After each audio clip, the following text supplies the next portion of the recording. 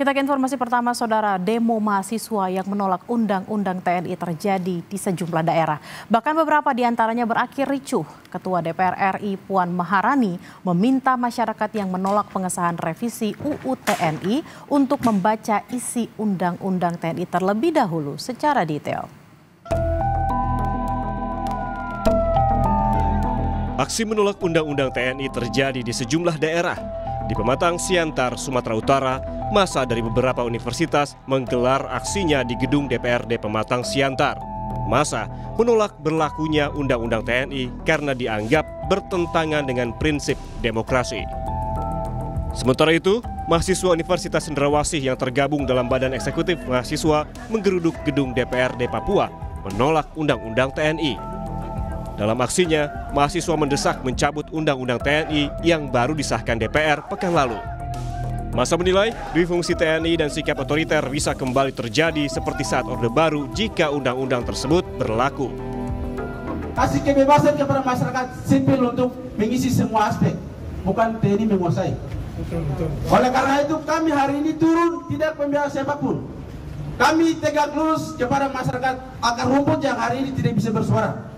Sepakat. Kawan-kawan, kalau bukan kita siapa lagi?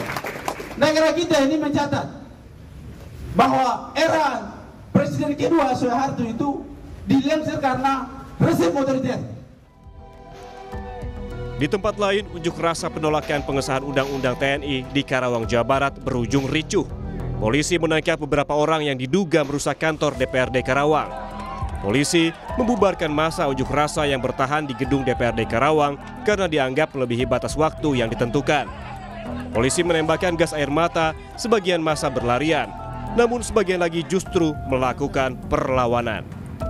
Kapolres Karawang AKBP Edward Zulkarnain bilang, massa bukanlah massa unjuk rasa, melainkan kelompok kriminal. Polisi pun menangkap beberapa orang dan menyita sejumlah barang bukti. Ini sudah mengarah kepada kriminal karena mereka sudah melakukan pengerusakan. Kami polisi persuasif, Ditjen sudah melakukan tindakan represif, tapi mereka melakukan pengerusakan di gedung DPRD Kabupaten Karawang. Ada beberapa orang yang kami amankan, sampai saat sekarang saya belum bisa tahu jumlahnya berapa.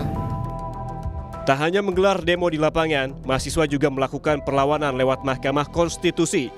7 mahasiswa Universitas Indonesia mengajukan uji formil atas Undang-Undang TNI yang baru disahkan pemerintah pada Kamis 20 Maret 2025 lalu.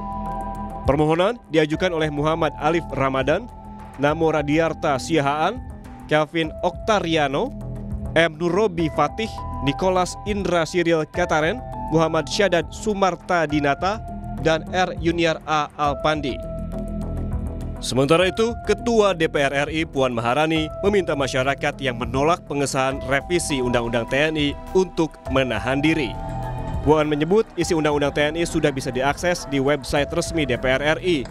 Puan meminta masyarakat membaca secara utuh dokumen final Undang-Undang TNI. Puan mempersilahkan masyarakat yang sudah membaca dokumen untuk protes jika merasa tidak sepakat. Pertama, ini baru selesai disahkan, kemudian penomorannya pun baru selesai dinomerin. Jadi tolong baca dahulu secara baik-baik isinya, apakah kemudian isinya itu ada yang tidak sesuai, apakah isinya itu kemudian ada yang mencurigakan, apakah isinya itu memang tidak sesuai dengan yang diharapkan. Jadi kalau kemarin yang beredar itu memang tidak sesuai dengan yang diharapkan dan apa yang sudah diputuskan itu memang tidak sesuai diharapkan, barulah kemudian melakukan tindakan-tindakan yang kemudian memang harus diprotes. Namun kalau kemudian belum baca, tolong baca dahulu. Aksi penolakan Undang-Undang TNI belum berhenti. Jelang akhir pekan ini, aksi masih akan terus berlanjut. Tim Liputan Kompas TV.